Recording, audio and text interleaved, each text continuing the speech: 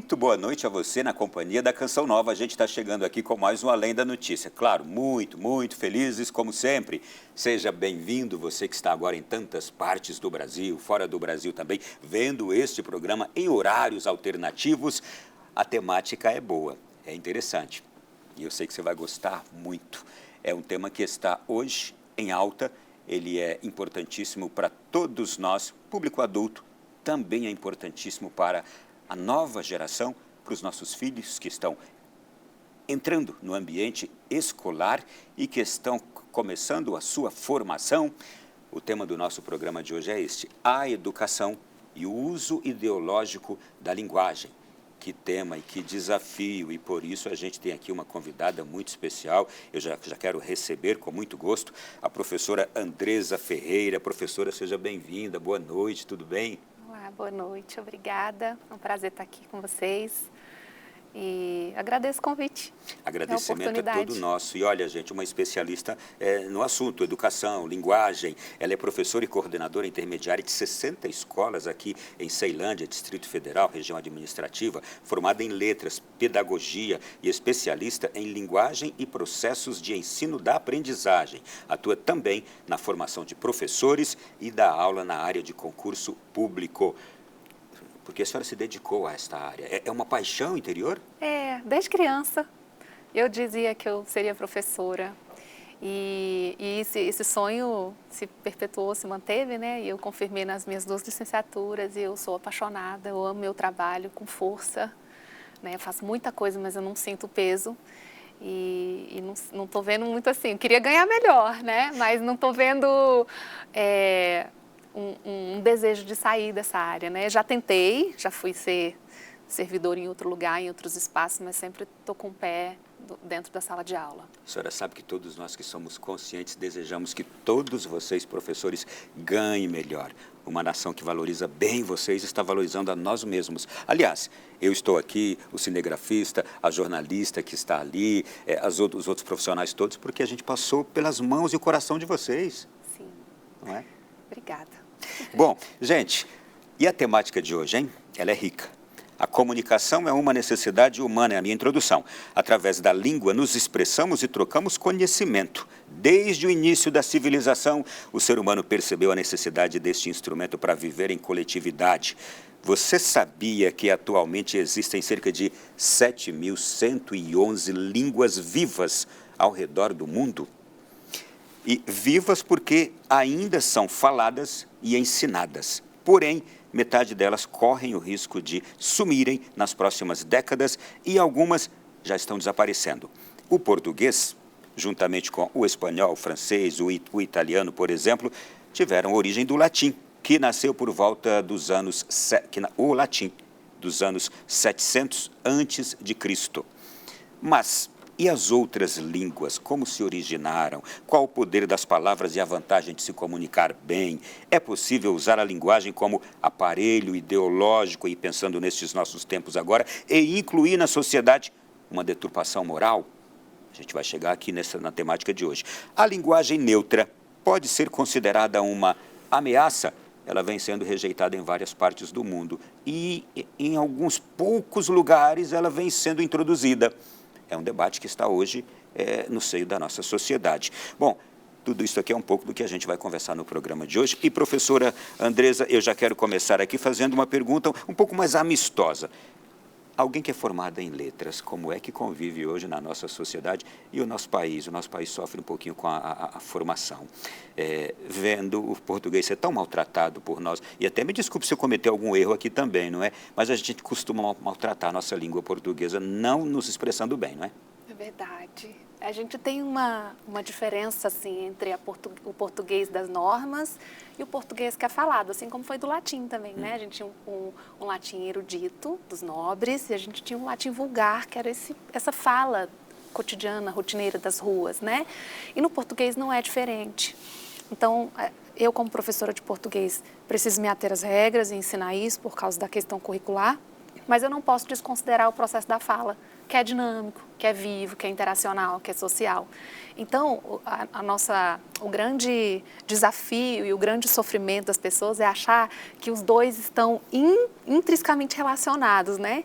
Então, assim, eu também sinto em ambientes externos, em vários núcleos, eu sinto que as pessoas se travam quando estão comigo, porque querem falar um português de acordo com a norma.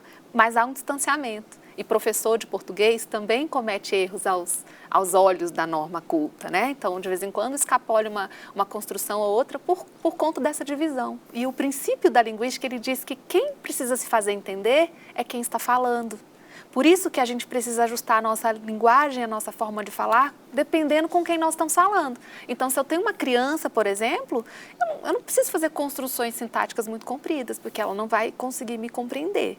Então, eu vou ajustando a minha forma de falar de acordo com o meu público, com o meu ouvinte, né? Então, a gente começa a diferenciar bem por aí. A boa aprendizagem, não o bom ensinamento, mas talvez os dois. Necessita de processos? Sim. Processos sistematizados, construídos de forma, no âmbito da pesquisa. Não são teorias que saem da minha cabeça, né? São teorias de pesquisa, de pensadores seculares, clássicos. Então, assim, a aprendizagem, ela é um processo, assim, muito complexo. E ela envolve diversas ciências, né? Agora, a mais recente que a gente tem é a neuro, né? Que na metade aí do século passado, ela ganhou força. Então, a gente conseguir ver um desenho de como acontece uma sinapse, um neurônio, como ele funciona. Então, isso veio para a sala de aula, né? Então, isso torna um espaço, inclusive, assim, como é que eu vou colocar? Como que eu vou acessar essa criança de forma mais fácil? E o que diferencia o professor tradicional desse professor de agora ele precisa entender que da forma como ele ensinou, da forma como ele aprendia no passado, nem sempre vai surtir um efeito com esse público que nós temos hoje. A gente tem uma criança que já nasceu no digital, que já veio com um vocabulário, por conta dos vídeos e da internet para a escola, muito grande, maior do que eu fui quando foi a minha vez, né? Então, a gente tem essa mania de achar que, porque deu certo no passado, eu posso usar agora, e não é bem assim. Deixa eu voltar aqui ainda nos dados que eu trouxe. 7.111 línguas existentes no mundo. Como é que a gente entende isso também? Como é que se originaram as línguas? Como é que se criou tanta língua assim? Eu tenho duas teorias. Eu vou colocar as duas e eu gosto das duas, né?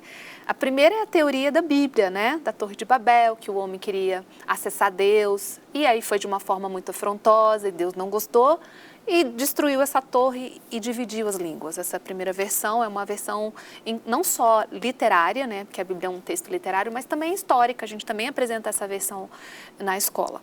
E a segunda versão é uma versão histórica do homem ainda das cavernas, né? Então, o Rousseau, que é um filósofo, ele diz que a fala, ela surgiu mais ou menos nesse momento, que é o homem crudo homus, alguma coisa assim. Tem até o filme, né, infantil, que é dos crudos, foi mais ou menos naquele sentido. E por que a fala surgiu? Ela surgiu como uma necessidade inata do homem, do medo, do trauma. Então, ele precisava avisar dos perigos que ele corria ali naquele ambiente. Então, essa fala foi por uma questão de sobrevivência, né? Depois, um pouquinho mais tarde, como você falou bem aí do latim que surgiu e tal, os romanos, como eles iam expandindo seus territórios, era o latim vulgar, por meio dos soldados que iam alcançando as pessoas, né? Quando eles chegavam para dominar determinado território, aquelas pessoas já falavam. Aí se misturava com o latim dos soldados e virava uma língua. E aí tem uma teoria na história que diz que o espanhol, o francês, surgiu nesse momento. Um grupo de soldados vem para cá, encontra uma sociedade e surgiu uma língua. Um outro grupo vem para cá, encontrou um dialeto, se misturou e surgiu uma outra língua. E a nossa história está nessa. Porque nós temos, embora nós tenhamos o nome de português, língua portuguesa, porque veio de Portugal, lá em Portugal eles já chamam a nossa língua de brasileira. Aqui nós já temos discussões e pesquisas e que se questionam por que o nosso nome de língua portuguesa ainda não é ainda brasileira. Porque já está tão distante da língua portuguesa de Portugal e a gente tem ruídos comunicativos, né? E faz todo sentido. A gente colocar um brasileiro para conversar com um português, ele vai ter um problema ou outro ali de compreensão, de vocabulário e tudo mais. Então, a gente já tem algumas discussões. Isto é, aquele homem nômade que vai mudando de lugar para lugar, quando ele chega ali, também o acompanha uma certa característica, que ele vai desenvolvendo aquela característica no jeito de se comunicar. Sim. É isso. E aí, por que a gente fala que elas são irmãs? Eu tenho um exemplo da palavra flor, por exemplo, né? Aí eu tenho flor aqui, eu tenho flower, é no inglês de uma outra língua, mas tem uma estrutura. O fleur, né, no francês. Então eu tenho parecido no som, parecido na estrutura, na escrita. Então a gente percebe que existe uma linha, uma ascendência da raiz dessa palavra, assim como outras palavras também.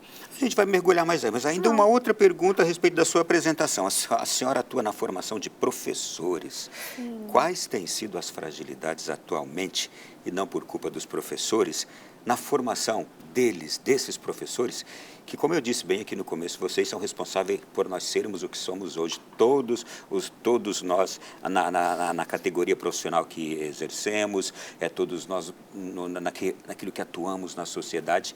Se o fazemos, é por causa de vocês, professores. Mas há fragilidades também atualmente na formação dos nossos professores, não é? Inúmeras. Posso começar com uma frase do Darcy Ribeiro? Sim. O Darcy Ribeiro é um antropólogo, né? E ele é fantástico. E ele falava assim que o fracasso na educação do Brasil, ele não foi um acidente de percurso. Ele foi um projeto que tem dado certo. Olha que grave, que grave. Ele fala isso, né? E aí começa na formação.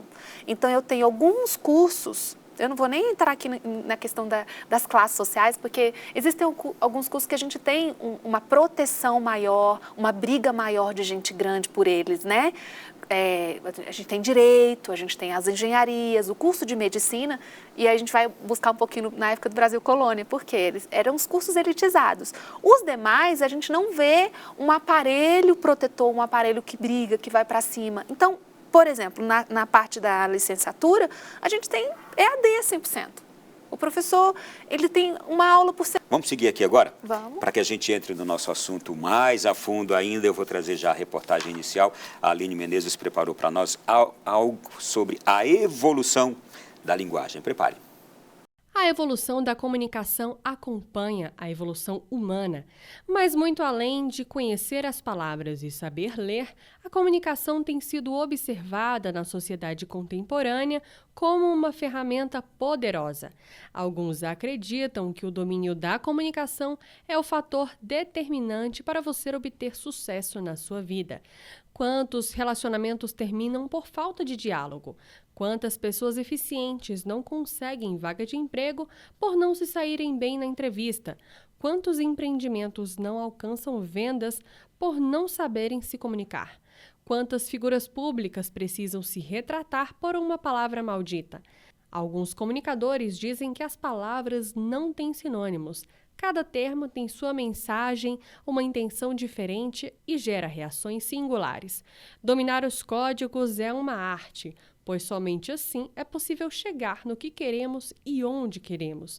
Não à toa, hoje existem centenas de opções de cursos e técnicas de oratória para que você possa dominar a comunicação.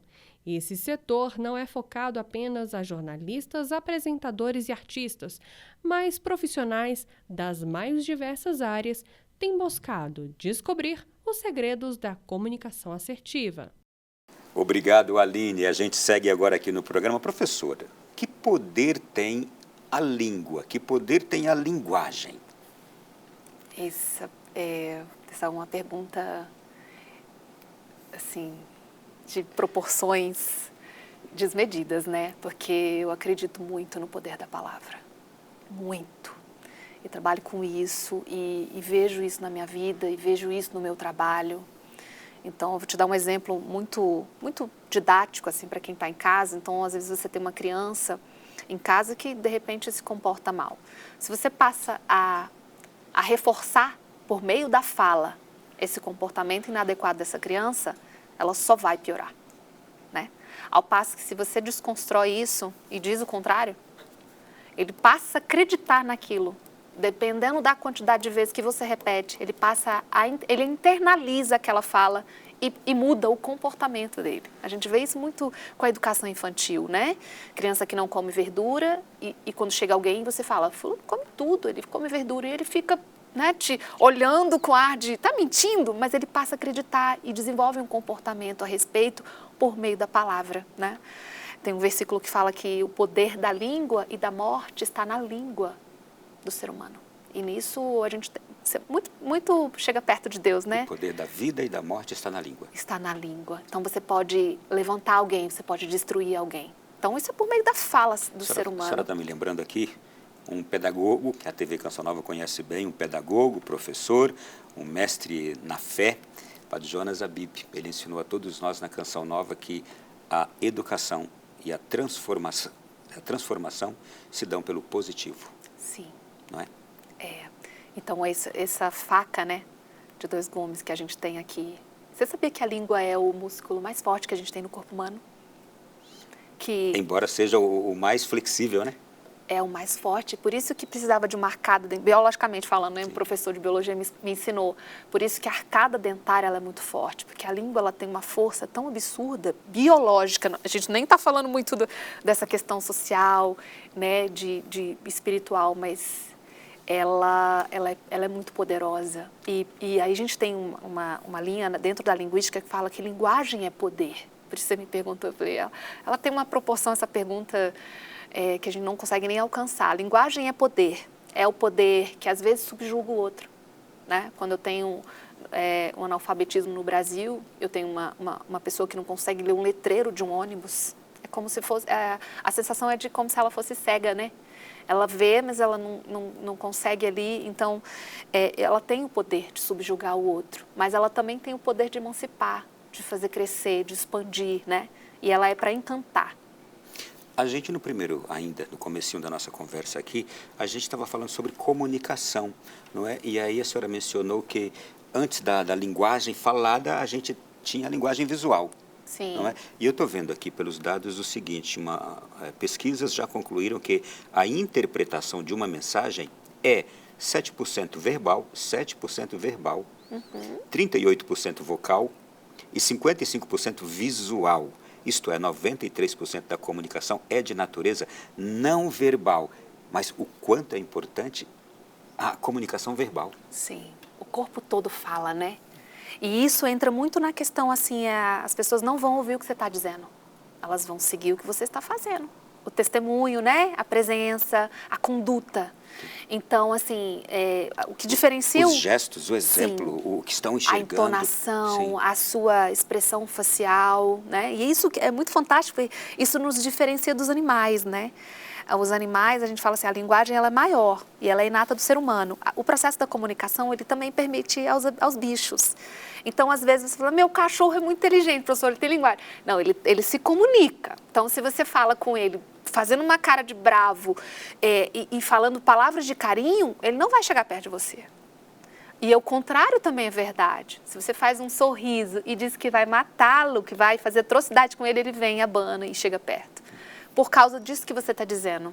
O processo da comunicação, a menor parte é a palavra. Mas como essa palavra sai, como eu me posiciono diante do outro, né? A gente está só começando o programa de hoje, o tema é este, a educação e o uso ideológico da linguagem. Já já a gente vai mergulhar mais ainda a fundo nesse tema. Vamos para o intervalo, é bem rapidinho, a gente já volta.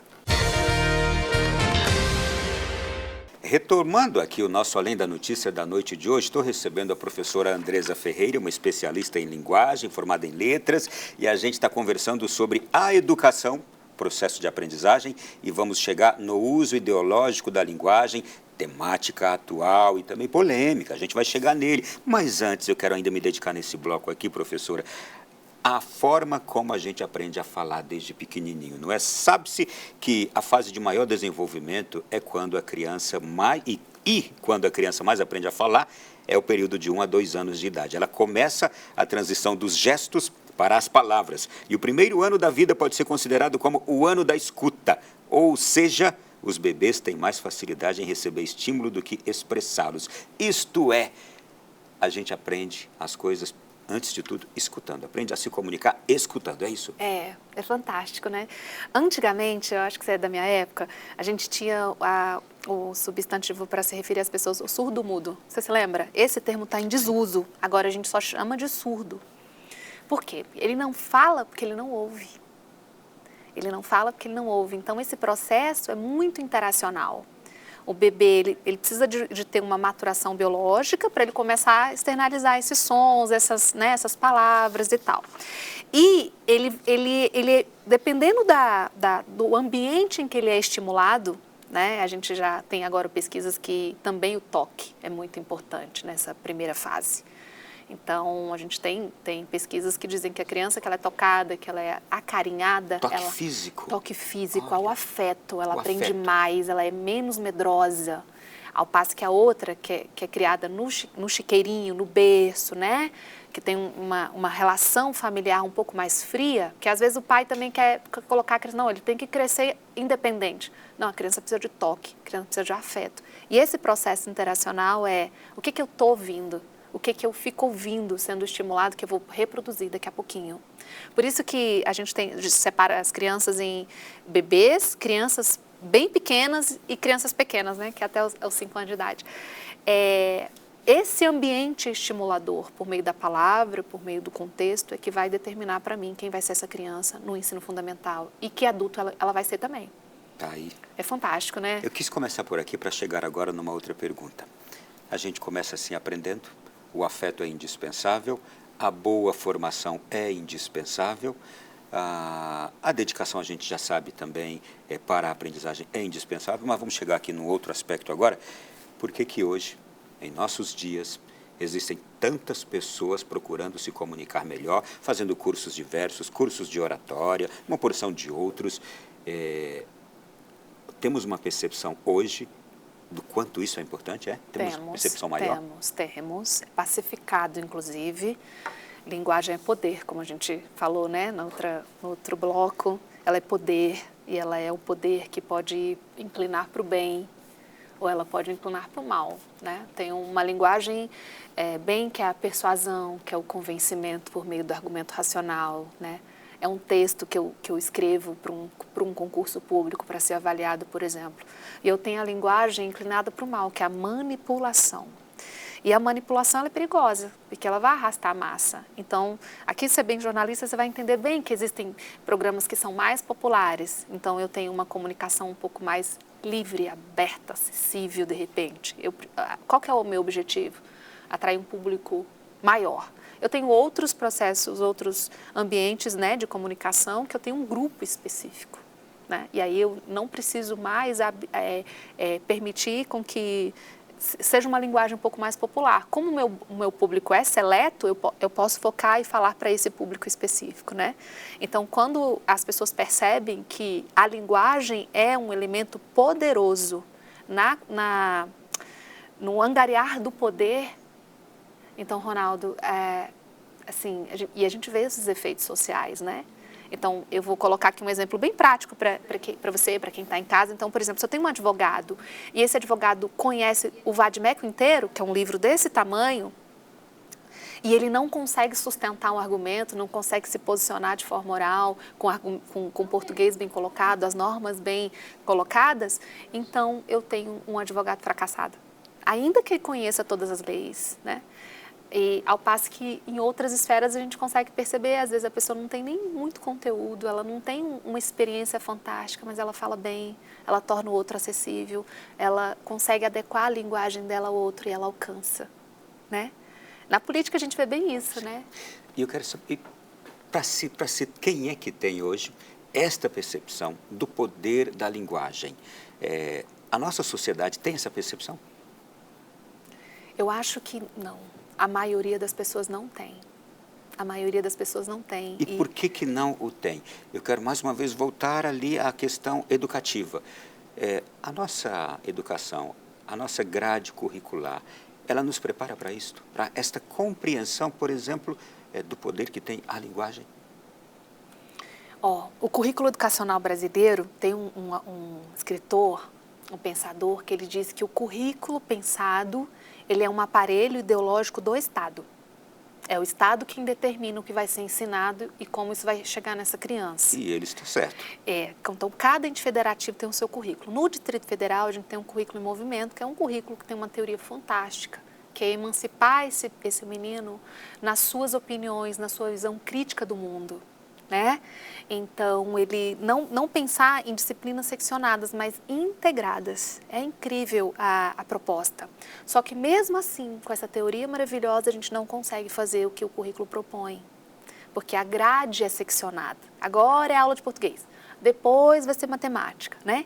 Então, a gente tem uma grade seccionada, a gente tem um professor que é de área específica, né? Eu sou de linguagem, mas o outro é de geografia, e a gente não dá tempo, o sistema não permite que a gente sente e converse para poder a gente pensar um projeto integrado, por exemplo, né? Então, a gente tem algumas escolas conseguem, alguns grupos de professores conseguem, mas pela diversidade que é a rede, não é a maioria, infelizmente.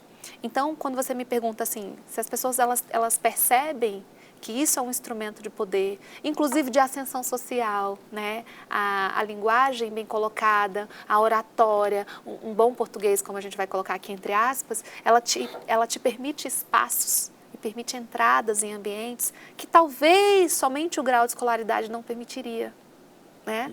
E assim, uma elite da sociedade brasileira já entendeu isso e tem usado isso em seu benefício próprio. A gente percebe que, no que diz respeito a conteúdo ideológico, eu já estou antecipando o nosso tema aqui, se está fazendo um grande esforço para se conseguir isso, que se deveria fazer esforço na formação, na boa educação do cidadão. Está acontecendo, a sua percepção sobre isso? É verdade, não é percepção não, já é fato, né? Então, assim, o que é mais fácil? É mais fácil eu chegar aqui sem preparar uma aula, sem pensar nos exemplos que eu vou colocar, sem pensar como que eu vou te avaliar depois, ou eu chegar aqui e falar de repente do que eu penso a respeito de tudo enquanto, já que o currículo me permite te ensinar a ser crítico também. Então, como é que eu vou te ensinar a ser crítico se eu não for? Né? Então, por isso que eu falo que não é impressão, mas é mais fácil. Eu quero aproveitar e emendar aqui uma outra pergunta. O quanto o professor pode opinar na sala de aula quanto a esses temas polêmicos da sociedade, de conteúdo moral, sexual, porque isso é um tema também hoje em debate. Sim. No seio familiar, no seio social. Não tem conteúdo suficiente para o professor se dedicar a ele naqueles 50 minutos de cada aula? Sim, nem dá tempo, né? Um currículo extenso, demandas. Não que isso não seja importante, Ronaldo, porque assim, o Código Civil e o professor, ele tem que estudar a legislação, porque quando o calo apertar, é por meio da legislação que ele vai ser condenado ou defendido, né? Então, ele precisa conhecer o trabalho dele amparado dentro da legislação brasileira e não pode desobedecer.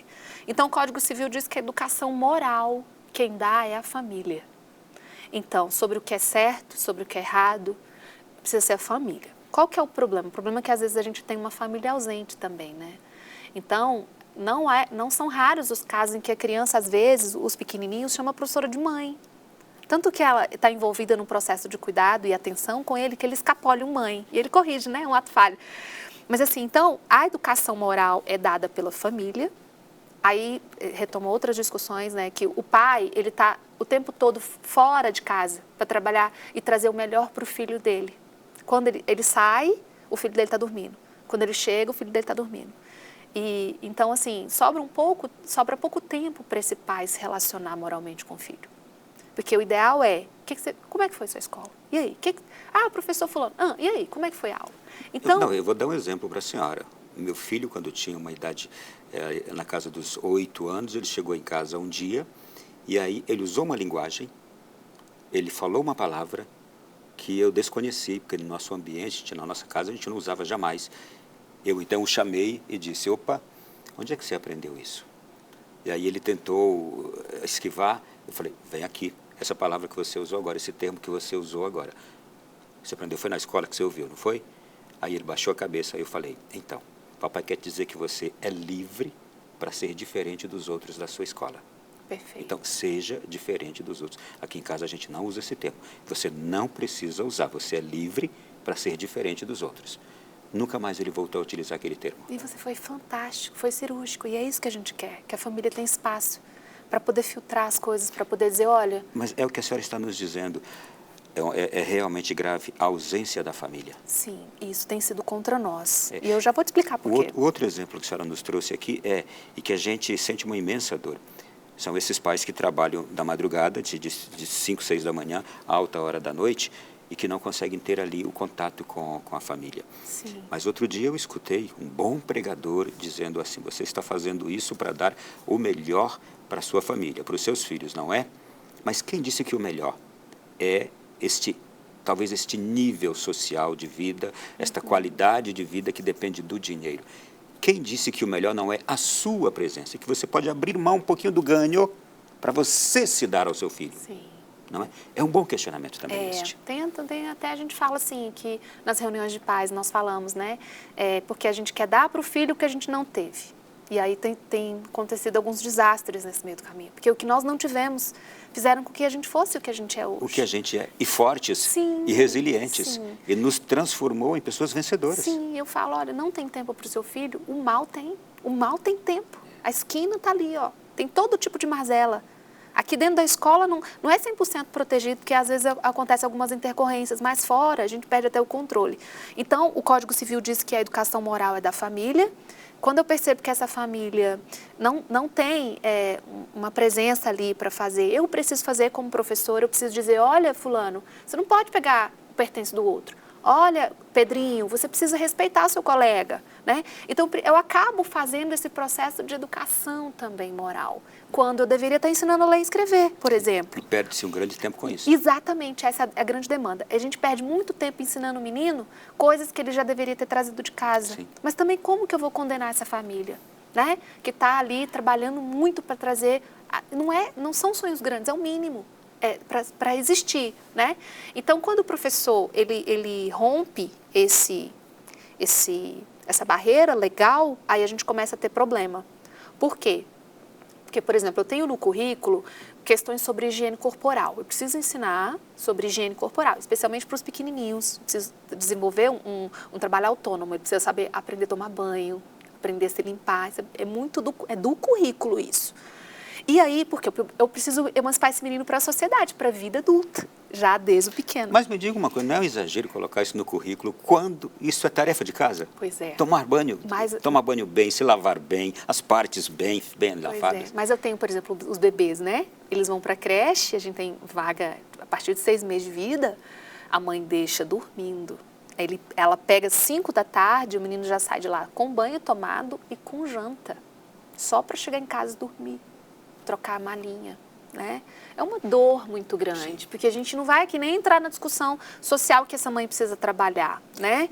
Mas, assim, é uma dor, porque toda educação, se você pensar, vai ser na mão do Estado, na mão do professor. Como o processo na rede pública, por exemplo, é um concurso público. Eu não posso discriminar ninguém de fazer uma prova, por exemplo. Não posso fazer seleção subjetivas. Eu preciso fazer uma prova por meio da nota e aí acende ou não. Na rede privada, eu tenho ainda alguns filtros. As confessionais ou não, enfim. Eu posso fazer alguns filtros, mas a relação contratual é diferente, né? Deixa eu dizer aqui uma coisa. A minha intuição, a própria família hoje dificulta o processo escolar, o processo de aprendizagem, o processo de ensino da escola. A família está dando mais trabalho e mais deveres à escola do que a escola deveria ter. E isso está atrapalhando, por exemplo, na transmissão do conhecimento. Sim, eu tenho, exatamente. Às vezes a gente tem projetos dentro da escola que precisa também educar a família. A gente fala, não é função da escola educar a família, mas a gente precisa trazer esse pai. Mas se não fizer, não vai conseguir fazer o mínimo. Sim, se eu me excedo, eu começo, porque na minha casa, na minha filha, aí eu já extrapolei. Eu já fui para um lado. Por outro lado, um dos argumentos que é muito válido que se utiliza é o professor, ele opina, ele não influencia o aluno. Eles falam assim. Por quê? Porque o professor não consegue convencer a criança de fazer dever de casa, ele vai convencer de questões ideológicas. E a gente sabe que convence, né?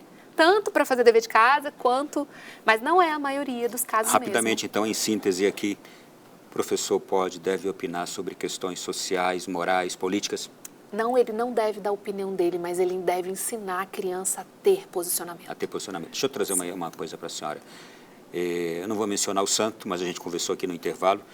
Um adolescente no 3º ano do ensino médio chegou para o pai e disse assim, papai, Eu hoje precisei fazer uma redação escrevendo coisas que eu não acredito e não penso daquele jeito.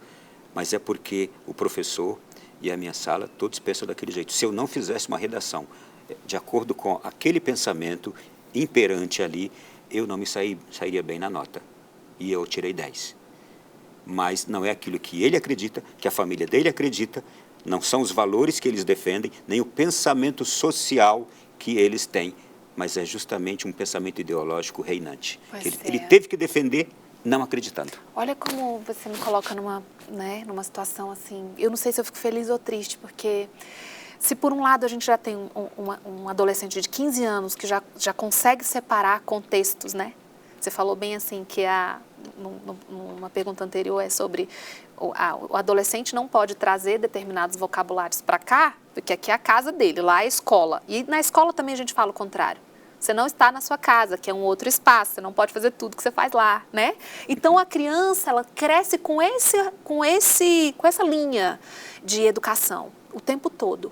Mas um adolescente de 15 anos não era, aos olhos curriculares, sociais, né, para ter esse nível de maturidade.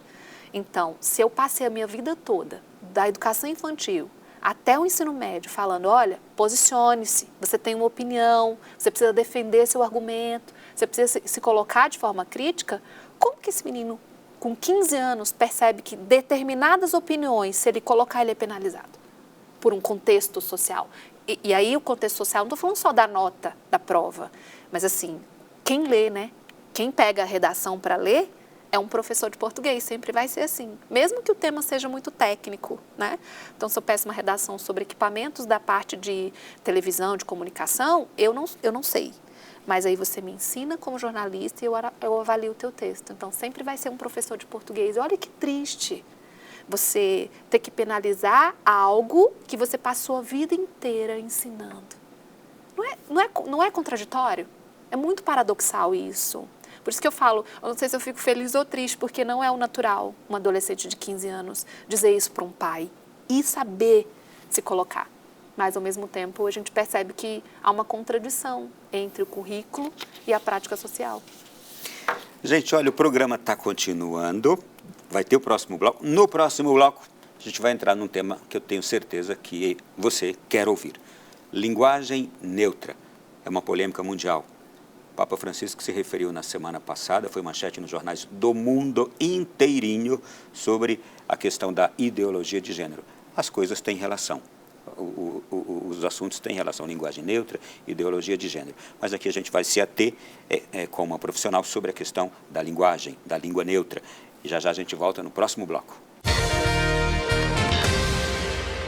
A gente retoma aqui agora o nosso Além da Notícia nesse terceiro bloco. Eu concluí o último bloco, fiquei bastante reflexivo, assim, muito inquieto, coração bastante angustiado, porque a minha conclusão, professora, nesse tema que estamos abordando hoje aqui, em primeiro aspecto, a educação, e agora no segundo vamos entrar na questão de uso ideológico da língua, mas a minha impressão, e também como pai, e também com alguém que já está ali na casa dos seus 50 anos, é de que nós temos uma grave crise hoje familiar, e que a educação também sofre com isso. A escola sofre com a ausência da família. E se tivermos famílias mais coesas, famílias que edificam o seu filho na educação dentro de casa, eles chegarão melhores crianças, adolescentes e jovens na escola e eles mesmos contribuirão para a escola fazer bem o seu trabalho.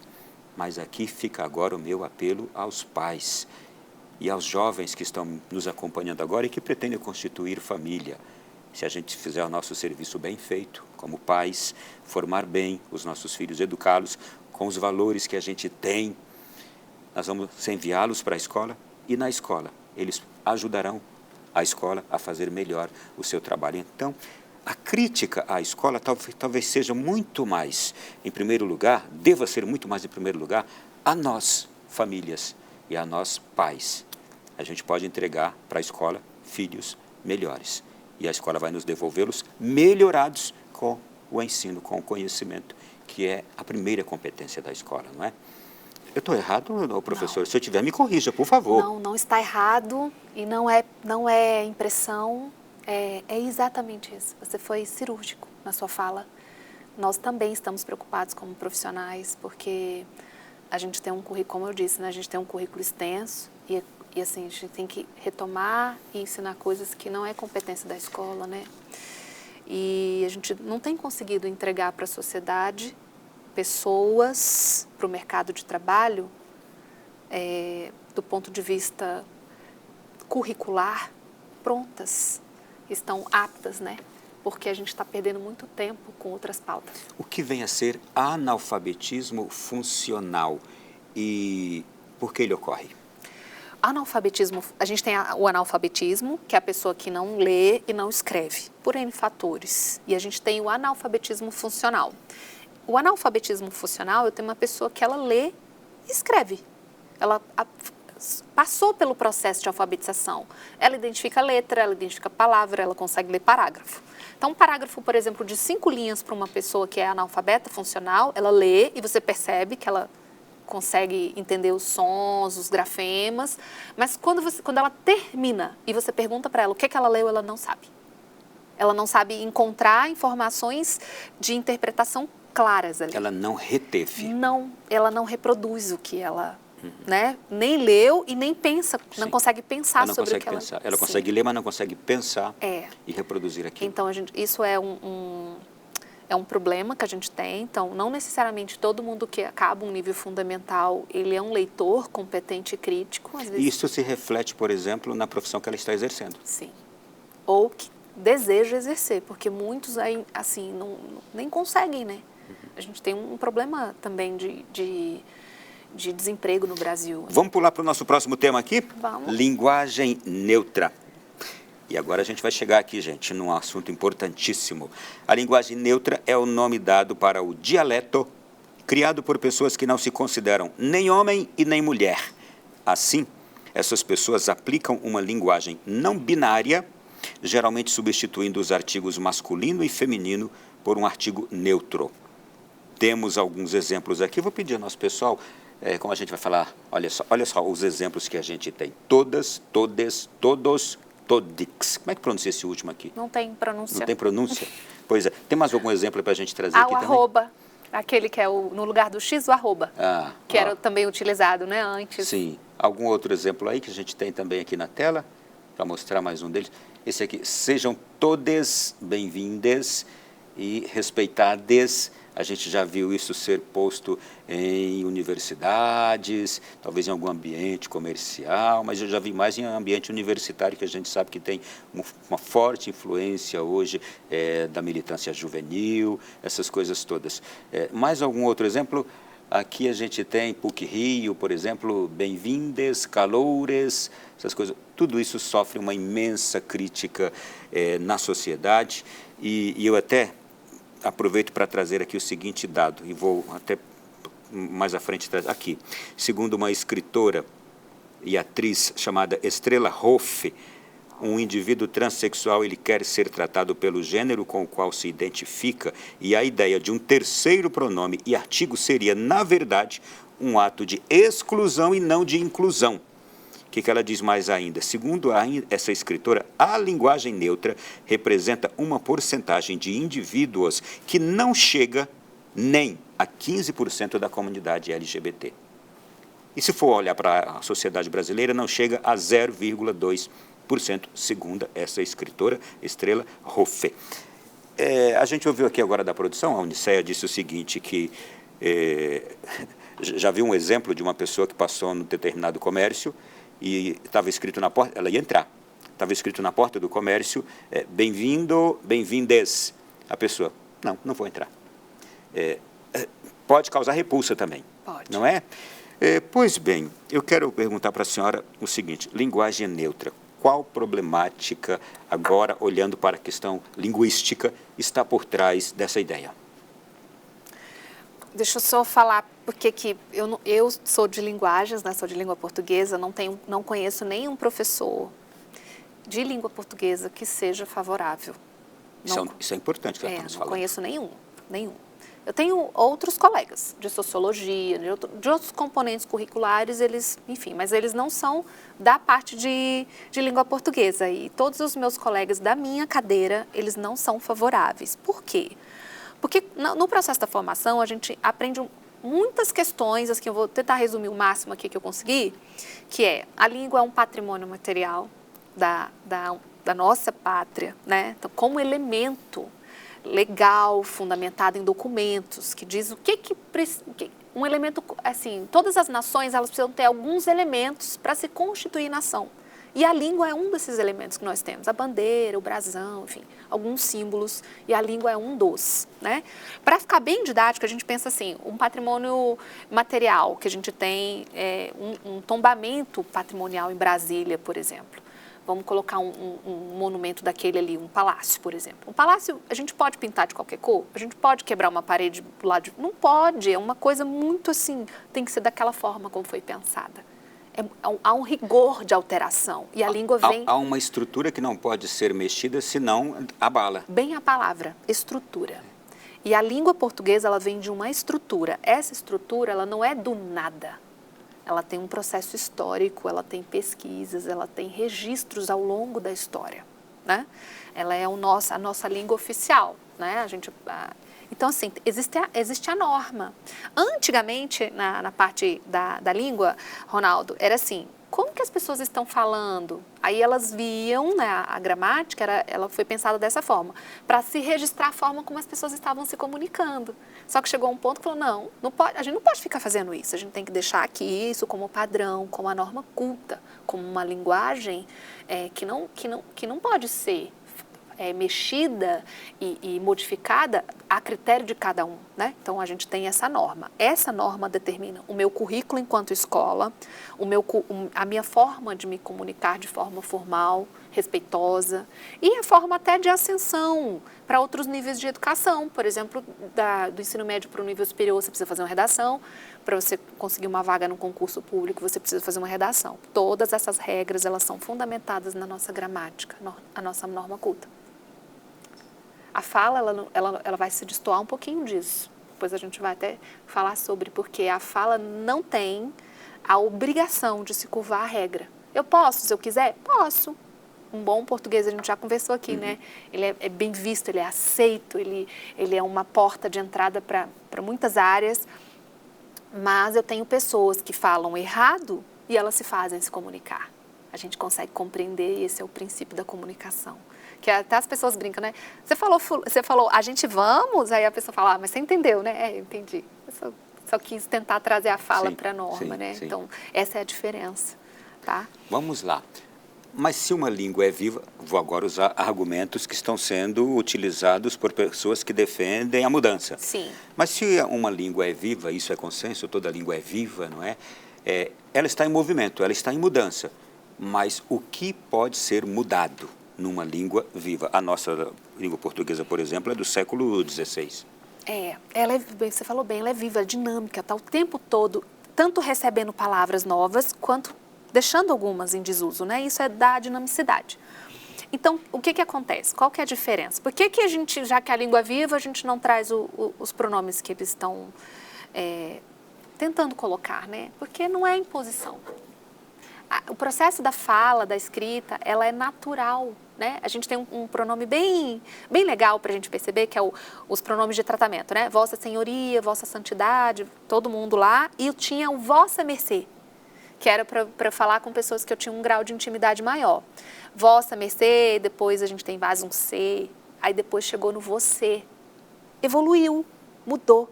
Agora a gente usa só o C, né? Você chegou cedo, né? Você vai vir que horas? A gente já cortou um pedacinho na fala. Só que isso não foi imposto por grupos minoritários, isso não foi ninguém levantando a bandeirinha, vai ter que falar, deputado, faz uma lei aí, porque não foi assim, foi um processo natural, dinâmico, né? Que foi aceito por conta do uso coletivo, majoritário, né? E aí tá aí já, a gente já usa o pronome você. Né, dentro da gramática interacional, nos nossos processos, nos nossos textos. Está bem convencionado. Eu quero apenas me corrigir aqui. Até o século XVI falávamos um português. Do século XVI para cá que a gente foi modificando o português até chegar a esse você, ser, e assim por diante. Mas eu quero agora perguntar, e realmente, tudo isso que nós estamos conversando aqui tem sido hoje objeto de grande preocupação, de debate entre os linguistas, ou não? Isso é exagero dizer que está preocupando? Olha, O que preocupa é assim, por que a gente não pode nem falar que não é? Porque, assim, do ponto de vista linguístico, do ponto de vista da pesquisa, não era nem para ter essa conversa, né? Não era nem para estar em discussão. E nem era para existir essa proposta Sim, de linguagem neutra. Mas por que preocupa? Porque, assim, sabe uma frase, uma máxima que fala assim, que quando você não se posiciona, não se manifesta, aí toma conta, né? Então, a gente tem, assim, tanto leis, do ponto de vista de partidos específicos que são, né, com essa bandeira. Então, você trouxe um dado aí legal, que foi do LGBT, né, que ia mais, e já é um grupo minoritário. Dentro desse grupo, eu tenho um grupo ainda menor. Né? Apenas então, 15% sim. deles, segundo esta escritora aqui, 15% repito, da LGBT, sim, né? É que defende essa linguagem. Então, é um conjunto dentro de outro que defendem. Eles, dentro deles, não é uma questão pacificada, você percebe, nem entre eles não há uma questão pacificada. Até eu gosto de um versículo da Bíblia que fala assim, o reino dividido, ele não subsiste, ele não prospera, né? Então não avança. E aí a gente tem esse grupo, dentro desse grupo a gente tem um grupo menor. Então, do ponto de vista histórico e da pesquisa, é uma discussão completamente arbitrária. Eu não estou dizendo que a gente não vai mudar, mas assim, quais são os argumentos que você me traz para a gente conseguir fazer uma alteração num patrimônio, né, que é a língua portuguesa? Não temos. A senhora falou agora há pouco o termo norma culta da língua. O que quer dizer esse termo? Que quer dizer que são as normas que a gente ensina dentro da escola. Olha, quando você tem sujeito composto, você precisa colocar o verbo no plural, né? Quando você vai usar a crase antes de palavra masculina, você não pode, é proibido. Então, essas normas que determinam como que você deve escrever corretamente, tá? Então... E voltando aqui àquela introdução nossa sobre este assunto, modificar... Conforme a proposta que está aqui nesta linguagem neutra, era você tirar colunas fundamentais do português como ele é hoje, não é? Sim. Só que o problema não é só o português. Eu estou vendo aqui a notícia agora, por exemplo, lá na França, e com argumentos importantíssimos também. A França votou e foi dilavada, o Senado francês, ele votou um projeto de uso da linguagem neutra em documentos oficiais do governo, etc. e tal. E 221 senadores votaram, ou parlamentares votaram contra, 81 votaram a favor. O próprio Emmanuel Macron, que a gente sabe que é um socialista, defende essas causas muito sociais que a gente está vendo, até mesmo dessas militâncias todas, mas ele foi também, juntamente com a maioria dos parlamentares, e os argumentos fundamentais utilizados lá pelo parlamento francês contra a linguagem neutra foram trazidos por um órgão, lá por uma instituição francesa, que é do século, deixa eu ver aqui, a Academia Francesa, essa instituição que existe lá desde o século XVII, para preservar o idioma francês. E a Academia Francesa disse o seguinte, o problema é que, apesar de se chamar inclusiva, a linguagem neutra é um tipo de linguagem excludente e que, pior que isso, sabota os esforços de inclusão desse grupo. Exatamente. Num momento em que a luta contra, aí é o argumento da Academia Francesa, num momento em que a luta contra a discriminação sexista envolve combates relacionados, em particular, à violência doméstica, disparidades salariais e os fenômenos do assédio, a escrita inclusiva se parece fazer parte deste movimento. Não é apenas contraproducente, portanto, para este movimento, mas ela, a linguagem inclusiva ou neutra, mais prejudica a prática e inteligibilidade da língua francesa do que ajuda. Eu também acho. Assim, claro que eu sou uma pessoa muito pequena, né, perto de uma autoridade internacional, mas assim, isso são muitas camadas aí para a gente analisar, né? A primeira em 2000, eu acho que foi em 2012, 2013, eu estava no Ministério da Educação lá e chegou um dicionário não sexista. E a gente sempre fala assim, a palavra ela não tem um gênero. Não é sobre a questão do sexo, né? Ela não é um gênero feminino ou masculino que vai determinar que aquilo é sexo. A pessoa tem um sexo, a pessoa tem, de repente, um gênero.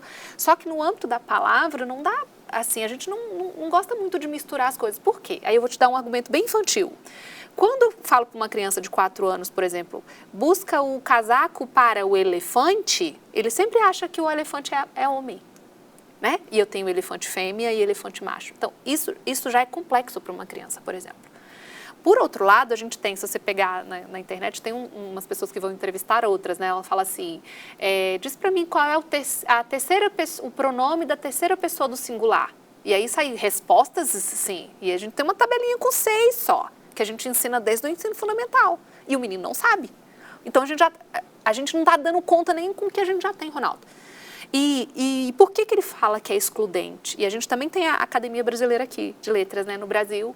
Se manifestou já também? A gente tem, a Academia Brasileira já se manifestou, a gente tem outros espaços também que são contra, todos ligados à questão da língua portuguesa, todos ligados à questão da linguagem, todos eles são desfavoráveis, né, à inclusão. A senhora falou eles aqui, são linguagem inclusiva também, né? A senhora falou, inclusive, aqui agora a palavra todos, o termo todos, me lembrou, inclusive. Eu mesmo, quando eu chego em público, eu não costumo mencionar todas. Porque tem gente que chega, boa noite a todos e todas, o todos já inclui a todos. Já, isso está escrito na norma. É desnecessário você dizer boa noite a todos e todas, bom dia a todos e todas. É redundante. É redundante. Se você disser boa noite a todos, bom dia a todos, já está todo mundo ali incluído. É uma riqueza da nossa língua portuguesa isto. É estrutural.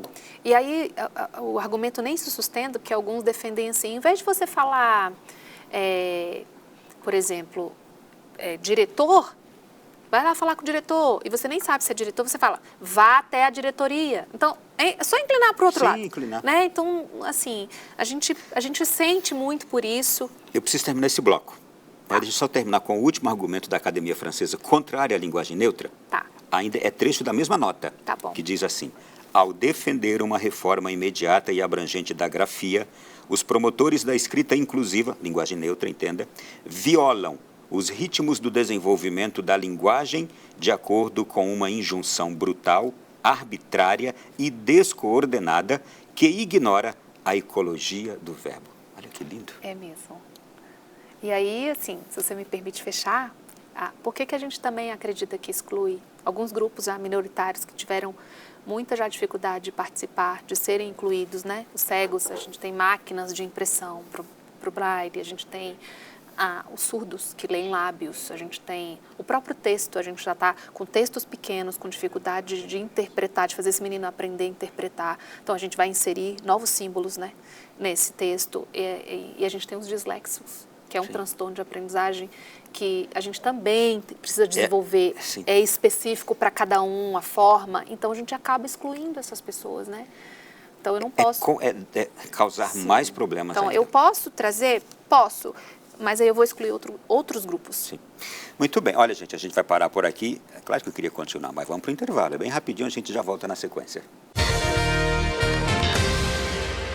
Um programa hoje que nos atrai aqui pela sua temática, também por aquilo que hoje a sociedade está refletindo, convivendo com essa temática, a educação e o uso ideológico da linguagem. Eu estou recebendo com muito prazer aqui a professora Andresa Ferreira, que é professora coordenadora intermediária de 60 escolas aqui no Distrito Federal, formada em letras, pedagogia, especialista em linguagem, processo de ensino da aprendizagem, atua também na formação de professores. Professora Andresa, está sendo extremamente edificante estar com a senhora conversando aqui. A gente tem muitos temas para abordar. Na volta desse bloco, vamos fazer aqui alguns comentários breves sobre frases bonitas a respeito da educação. Meninas, mudem para mim ali o gráfico, por favor. Olha, é um provérbio chinês que diz assim, há 3 coisas que não voltam atrás. A flecha lançada, a palavra pronunciada e a oportunidade perdida. Tem uma frase de um colega professor que eu amo muito, ele fala assim, nem sabonete de bebê é neutro. Então, o processo é um processo complexo a fala, né? Tem um pensador que fala sobre como que funciona o processo da comunicação e a aquisição da fala, mas o fato de você escolher um adjetivo de feliz e não alegre, tem todo um processo que aconteceu aqui, que você traz consigo uma carga ideológica e a partir do momento que isso sai da sua boca, ele cumpre um propósito, um efeito, né? E ecoa.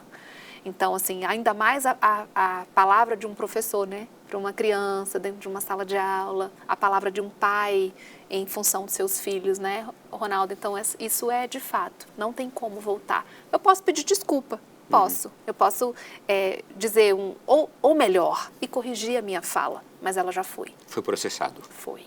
Vamos para a próxima ali? Pitágoras, não diga pouco em muitas palavras, mas diga muito em poucas palavras. Aqui fala sobre a arte de se comunicar, né? Sim, e a arte do concurso, né? A gente só tem 30 linhas para abordar um tema e a gente penaliza. E é isso, é a concisão, vá direto ao assunto, né? Não perca tempo, a gente não tem tempo para perder. Seja objetivo, seja direto e utilize o vocabulário que você tem, né? Gente, vamos seguir aqui. Eu quero continuar agora na mesma linha que a gente terminou o último bloco, que é o uso ideológico da linguagem. Eu tenho notícias aqui.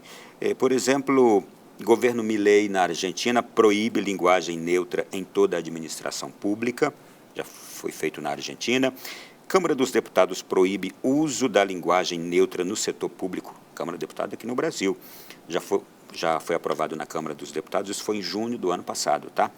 E agora esse mesmo texto está no Senado brasileiro e diz aqui o seguinte, que o texto, olha, o objetivo é proteger os textos de entidades da administração pública para que sigam o vocabulário ortográfico da língua portuguesa. Os deputados também aprovaram por 257 votos a 144 uma emenda que proíbe o uso de novas formas de flexão de gênero e de número nas palavras da língua portuguesa, em contrariedade às regras gramaticais consolidadas.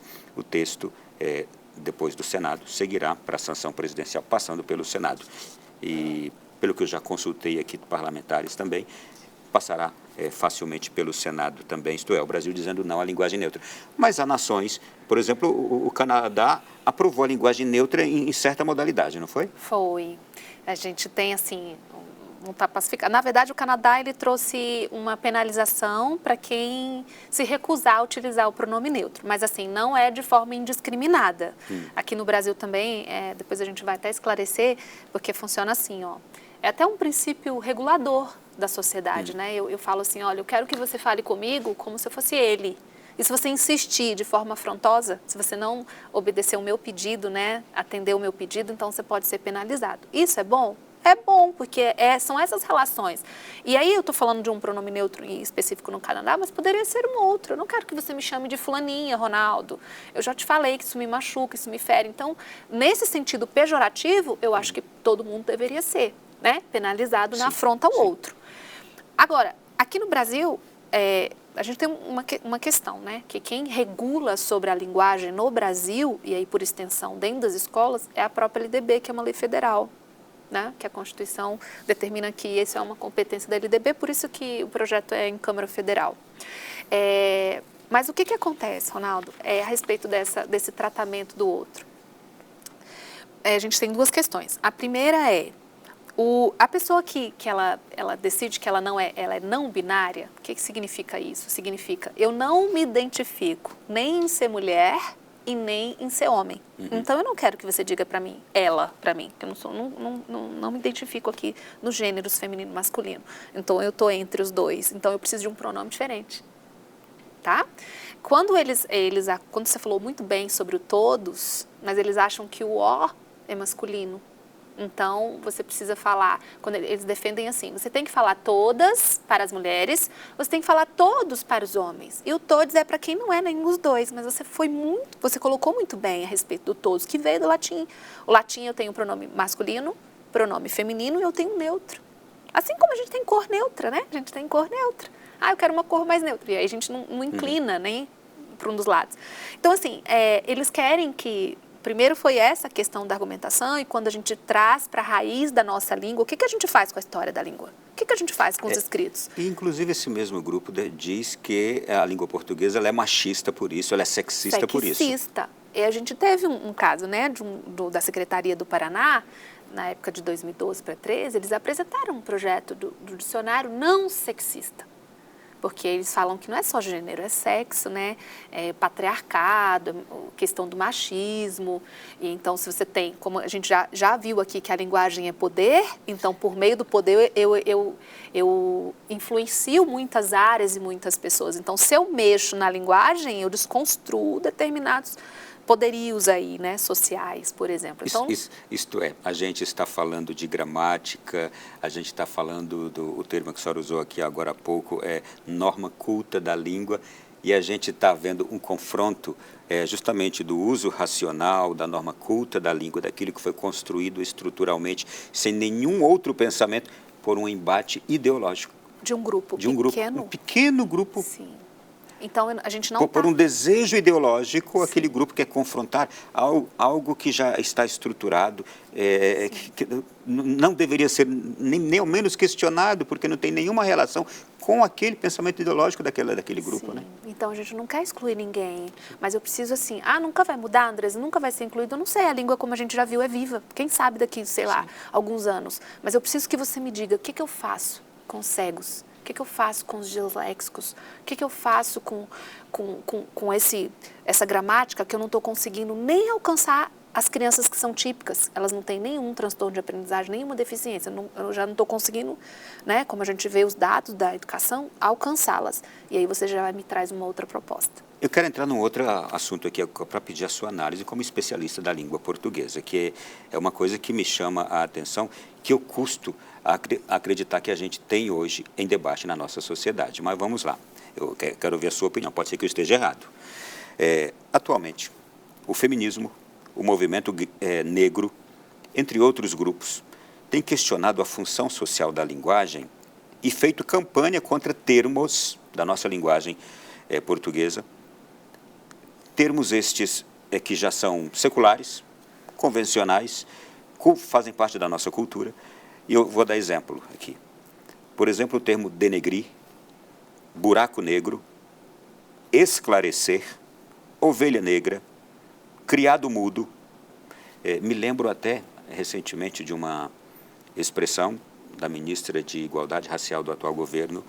Ela criou uma grande confusão por causa de um termo, ela chamou a atenção para o termo que era buraco negro, e o ex-candidato à presidência, Ciro Gomes, foi às redes sociais, saiu em tudo que é jornal, ele foi rebater aquele questionamento da ministra de Igualdade Racial, que não gostou do termo buraco negro, e aí o Ciro Gomes apareceu em tudo que é jornal, redes sociais, explicando que isso não tem nada a ver com discriminação racial. Aí ele disse o seguinte: o buraco negro é por circunstância, a densidade é tão grande, está dizendo aqui ele, a densidade é tão grande, deixa eu achar, que a gravidade tende ao infinito e, por ser máxima, drena tudo que está ao seu redor, drena inclusive a luz. O que não tem luz é escuro, e se é escuro, é negro, por isso o termo buraco negro. E isso se espalhou demais. Bom, eu quero pedir também a sua opinião como especialista em linguagem sobre esses termos que vêm sendo hoje questionados por esses grupos também hoje segmentados, diversos da nossa sociedade. Sim, essa questão do racismo, da questão da homofobia e outras pautas também, elas fomentam e comprovam aquilo que nós conversamos no início, né, dessa conversa aqui, que é sobre linguagem é poder, palavra é poder. Então, há determinados argumentos que são muito válidos, tá, Ronaldo? Então, assim, por que eu não posso fazer piadinha de gay? Por que eu não posso fazer piadinha com essas questões? Porque a piadinha é por meio da palavra que vai confirmar e vai perpetuar uma conduta de desrespeito. Então, tanto faz você ter uma ação ou você ter uma fala, vai ofender o outro. Aí isso precisa ser contido. Por que eu não posso fazer mais a piadinha no passado, como tinha muito, né? As piadas racistas que não era nem para ser piada, não tem graça. Ofensivas. Porque desrespeita o outro. E aí, se você não contém a palavra, a fala, isso vai desencadear em ações que podem e devem ser penalizadas. Agora, aí uma outra questão, que é assim... a gente não quer nem ir para banalização e nem ir para censura, né? Então, muitas pessoas, elas falam determinadas coisas, não é porque querem ofender de forma intencional. Elas falam porque ouviram a vida toda, porque não sabe a diferença de uma palavra ou outra. Quantas pessoas, por exemplo, que você acha que no Brasil tem a teoria do Ciro Gomes a respeito do buraco negro? Pouquíssimas. né? Talvez nem eu e você a gente soubesse explicar com termos tão precisos e técnicos como ele trouxe. Então, assim, eu não posso dizer que uma pessoa que usa um vocabulário assim, ela tem que receber uma pancada na proporção que um especialista, por exemplo, teria e optaria por utilizar um vocabulário para ofender o outro. Né? Então, parece que tudo que sai da boca de qualquer pessoa é para ofensa. Mas retomamos aquela fala que você trouxe os dados, né? A linguagem, ela não é só verbal, ela é um conjunto. E bem mais é a postura, a conduta e a entonação que sai do que o que sai. Então, a forma como você coloca, a forma como você fala é mais importante do que o que sai da sua boca, do que o que é dito, né? Então, assim, a gente está a gente fala assim, a gente lá no nosso trabalho, fala assim, o mundo está muito chato, né? E parece que vai ficar ainda mais. Porque se por um lado, por exemplo, a gente estava falando sobre a inclusão, né? Ou a pessoa que ela precisa ser atendida na sua necessidade, né? Na sua deficiência. Isso é incluir, né? Por outro, a gente está assim, não sei se eu falo, não sei se eu posso dar minha opinião. E retoma aquela incoerência, aquele paradoxo que eu falei para você. A escola está o tempo todo formando essa criança para dar a opinião dela, para ela falar o que ela pensa, para ela se posicionar, para ela não ser manipulada, etc, etc. Mas num contexto como esse, por exemplo, você fica... Sim. Não, eu estou aqui aprendendo com a senhora, observando sua resposta completa, e eu fiquei pensando o seguinte, portanto, aquilo que expressa ofensa, eu falo para ofender, maldade, falo para ferir, ódio, ou que reduz o outro, isto sim, e talvez o jeito como eu fale, isso sim deve ser realmente objeto de chamada de atenção. Exatamente. Não é? Porque é isso que vai regular as nossas relações, né? Isso que vai combater um dado que você trouxe sobre violência, sobre agressão, sobre desestruturar tudo, né? Porque começa por exemplo, quando a gente sai um pouquinho da pauta, só para ilustrar que a gente tem os dados sobre a violência doméstica, né? O feminicídio. Todo mundo, todas as autoridades policiais e judiciárias, até os meios de comunicação, eles dizem, quando mata, ele não acordou e matou, ele começou com agressão verbal, com a palavra, e isso foi evoluindo. Então, comprova, né, em outras áreas sociais também, isso que a gente está conversando aqui. Tá, quero fazer agora aqui outra pergunta. A senhora já mencionou 2 vezes, eu não poderia deixar de perguntar. A gente está vendo ali agora o símbolo da linguagem de sinais, não é? Qual a opinião da senhora sobre a Libra ser inserida como disciplina curricular?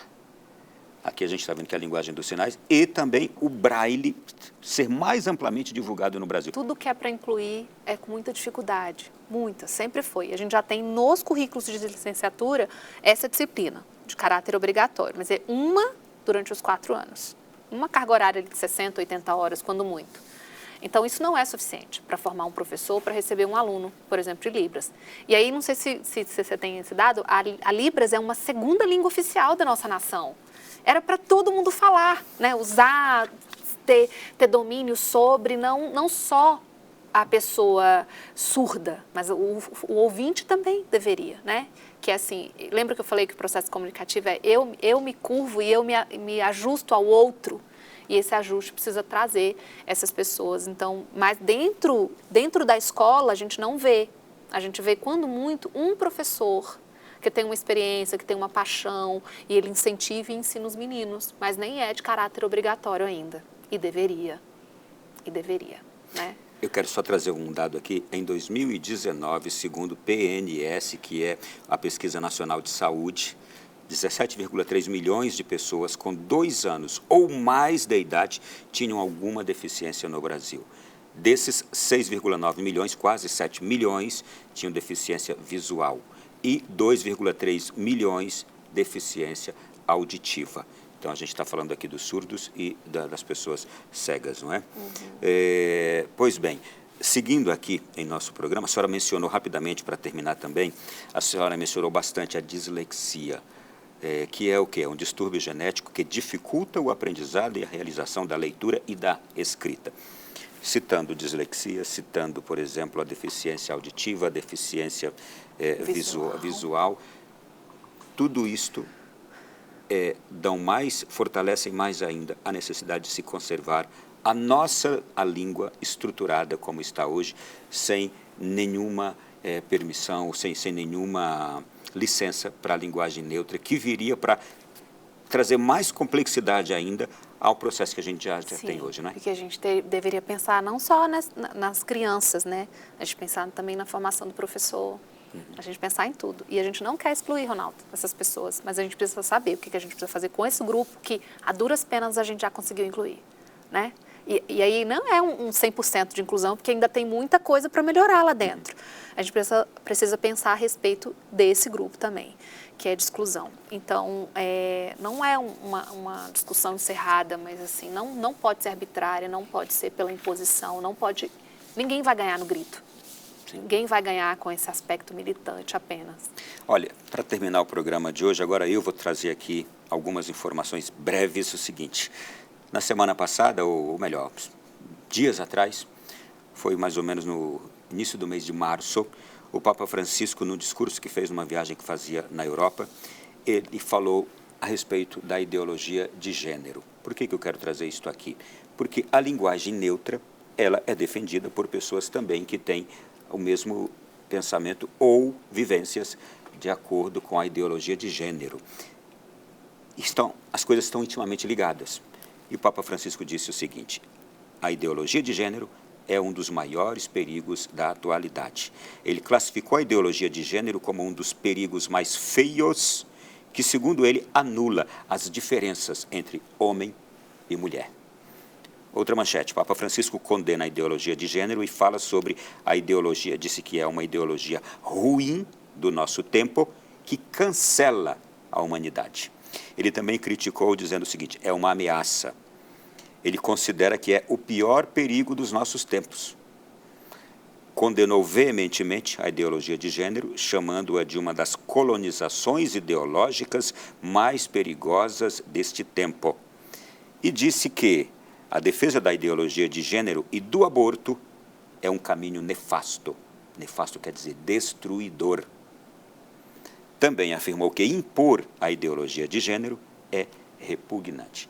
Eu usei todos os termos que estão no discurso do Papa e que viraram manchete de jornais no mundo inteirinho. E, como eu disse, ideologia de gênero está intimamente ligado à ideia da linguagem neutra. Já é uma consequência. A linguagem neutra já é uma consequência de quem defende a ideologia de gênero. Pois bem, reflita sobre tudo isso. Para terminar o programa de hoje, eu quero agradecer imensamente a professora Andresa, que esteve conosco aqui, ajudou a gente a conhecer bastante de educação, do universo da linguagem e de ter uma percepção melhor dessas coisas todas que a gente está vendo hoje no mundo. Muito obrigado. Eu que agradeço a oportunidade, foi um prazer conhecer, né? Que a gente vê só da televisão, a gente não acha que isso aqui é um mundo, uma equipe gigante, né? Com qualidade, para levar também um pouquinho do que a gente tem enfrentado, fora das telas, né? Em decorrência da educação dos nossos filhos, né, das nossas crianças. E muito obrigada por esse espaço, estou muito feliz de estar aqui, eu espero que vocês aproveitem, né, alguma coisa do que eu disse, e a gente está junto sempre que precisar, pode me chamar. Aproveitaremos muito, falo em nome de todas as pessoas que nos acompanharam, tá? Muito obrigado. Obrigada. E a você de casa também, obrigado pela sua companhia, a gente ficou muito feliz de ter você até agora aí nos acompanhando. Fique com Deus, um grande abraço, até semana que vem aqui no novo Além da Notícia.